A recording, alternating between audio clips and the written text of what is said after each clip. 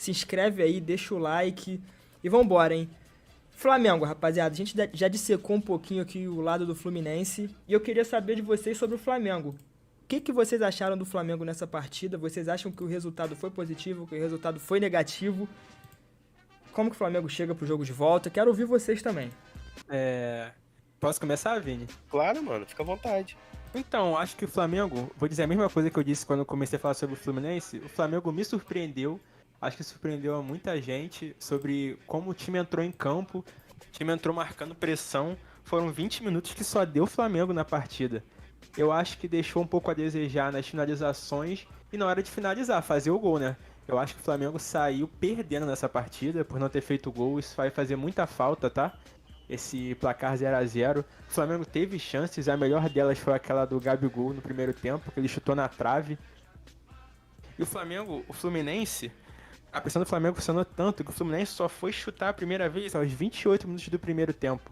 O Flamengo foi chuva de escanteio, chuva de tentativa de jogada, o Flamengo tentando por baixo, trabalhando bola, tentando levantar a bola para a área. Eu acho que o Pedro fez muita falta, tá? No time do Flamengo. Talvez se o Pedro estivesse jogando, seria diferente, poderia ter saído 1 ou 2 gols. Sim. Acho que faltou uma referência ali no ataque do Flamengo, porque o... A primeira coisa que eu te falei, lembra, no grupo? Lembro. E eu acho engraçado, eu até comentei isso aqui com meu pai, a gente falando sobre futebol, o Gabigol chegou uma época a reclamar que ele queria voltar a jogar nessa posição ali de centroavante. Ele tem a chance disso, aí eu não sei, né, cara? Eu tô falando de fora, tá, pessoal? Eu não sei como é que é acordado lá o esquema tático com o treinador, mas aparentemente ele não tá fazendo essa função de centroavante, mesmo com o Pedro não tá jogando ali. Isso eu achei um pouco esquisito. Eu esperava mais o Gabigol ali por dentro. Ele continua jogando aqui pela ponta, vindo buscar jogo aqui fora. Então, sem o Pedro, eu imaginava dele jogar ali mais centralizado, isso não aconteceu. E o Flamengo aproveitou bem não aproveitou tão bem as chances, né? Faltou o gol. Teve o momento do Felipe Melo expulso, que isso foi já no segundo tempo, que mudou o destino da partida. Talvez com os jogadores igualados, o Flamengo poderia criar mais chances ainda que o jogo ia ficar igual. O Fluminense talvez ia começar a sair mais pro jogo, o Diniz ia tentar soltar mais o time para sair um pouco dessa pressão, o que não aconteceu, pois o Fluminense estava com um a menos. E aí o Flamengo se viu ali nessa situação de encurralar o Fluminense todo fechado. E até o Lucas aqui falou no comentário, o bom primeiro tempo do Gerson, o segundo tempo caiu de rendimento, concordo. O Gerson faz uma boa partida, uma partida de intensidade do Gerson, mas ele não aguentou. Tu vê que o Flamengo vai caindo de ritmo. O time do Flamengo vem acontecendo muito isso. Eu tô percebendo isso aqui assistindo aos jogos. O Flamengo começa bem, mas vai cansando no segundo tempo. E os jogadores que vêm entrando não estão entrando do mesmo jeito, não estão rendendo. Por exemplo, entra o Vidal ali no Flamengo. Pô, o Vidal tá matando, irmão. Sim. O Vidal é um jogador experiente de Europa, mas não é um cara pra não é um cara pra entrar e decidir um jogo. É um cara, na minha concepção, entrar com um jogo já decidido pra segurar, um cara mais experiente ali, uma catimba.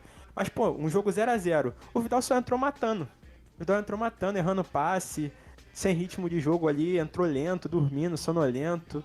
Então, acho que algumas coisas no Flamengo o Flamengo ainda peca muito algumas coisas, sabe? Tem que melhorar muito esse aspecto ali com o Sampaoli. Acho que falta um lateral direito. Não sei se o Flamengo vai ao mercado ou vai aproveitar agora a volta do Varela e do Mateuzinho, que estão voltando de lesão.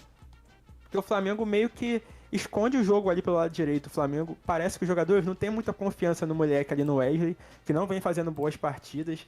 A gente citou isso aqui nos primeiros episódios, não sei se vocês lembram, sobre a calma que a torcida do Flamengo tem que ter com ele. Sim. Mas eu vejo que essa paciência já tá acabando da torcida em relação a isso.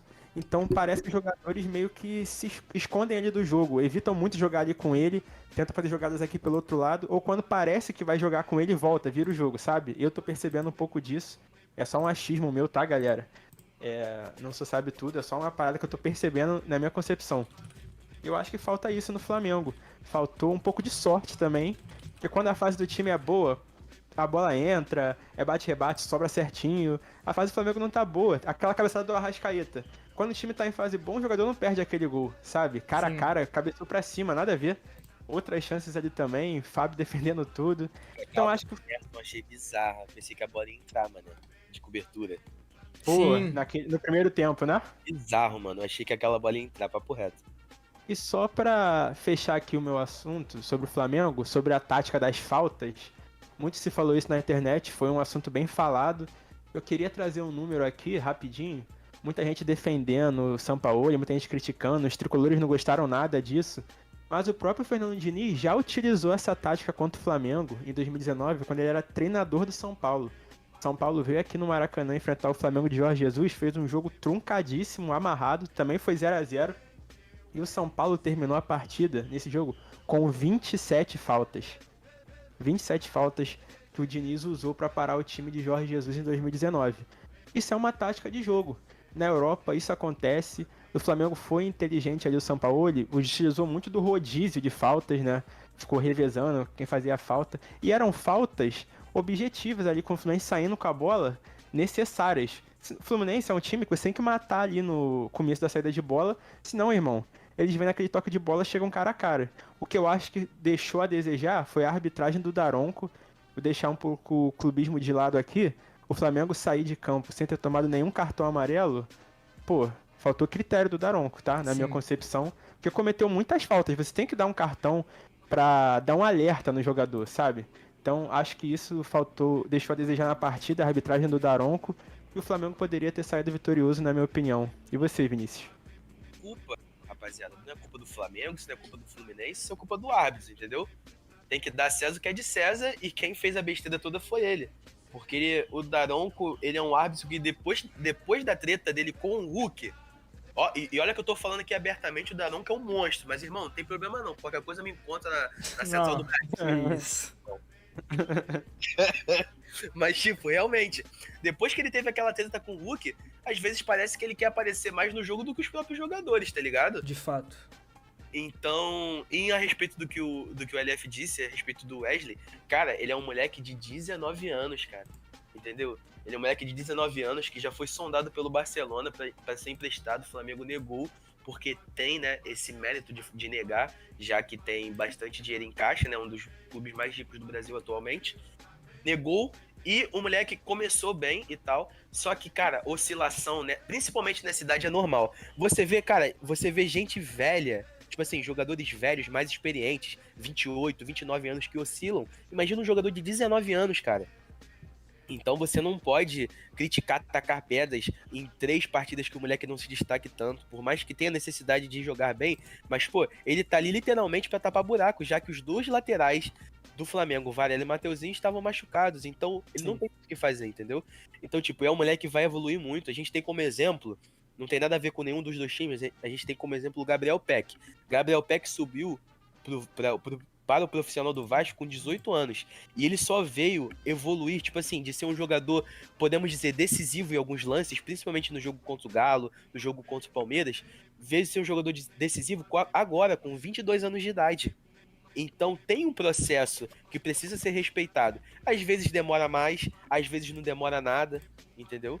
Mas é um processo que tem que ser respeitado e cada jogador age de uma forma e evolui de uma forma. Então não vamos queimar o moleque porque o moleque é uma joia, é um diamante bruto, podemos dizer assim, né? Que tá sendo lapidado. E a respeito do jogo, acredito que quando eu trouxe do Fluminense eu também trouxe do Flamengo, né?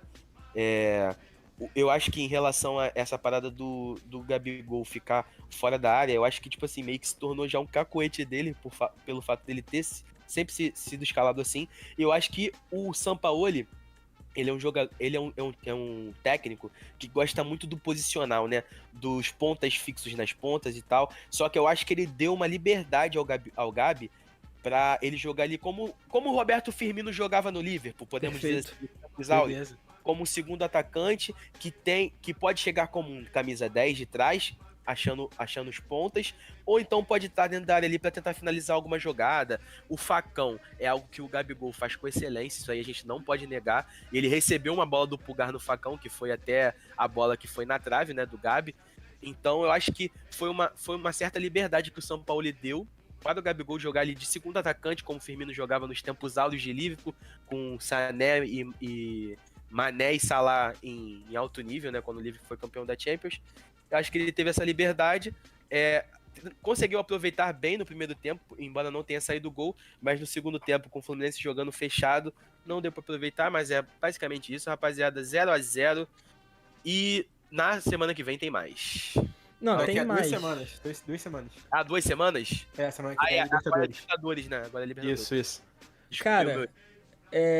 eu vou falar com tranquilidade aqui, tá? Não sei se vocês concordam comigo, mas pra mim essa foi a melhor partida do Sampaoli no comando do Flamengo com sobras, tá? Concordo. Com sobras. O Flamengo engoliu o Fluminense no Maracanã. Mas tem um problema aqui que a gente já vem citando há um tempo. O Flamengo não consegue fechar os jogos, né? A gente fala, eu uso muito esse termo na NBA, né? Pô, tal jogador não conseguiu fechar a partida, que não sei o que, o time não consegue fechar a partida.